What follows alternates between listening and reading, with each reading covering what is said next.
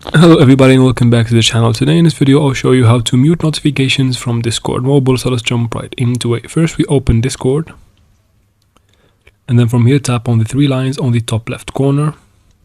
After that tap on the profile picture on the bottom right corner of the screen right here. Then from here go ahead and scroll down until you find notifications, tap on it. After that, make sure that you have all of the three toggles in here turned off, just like I am doing right here. And once you do that, go ahead and quit the application. And then from here, go to your settings. Now go to apps, go to manage apps, and then search for Discord.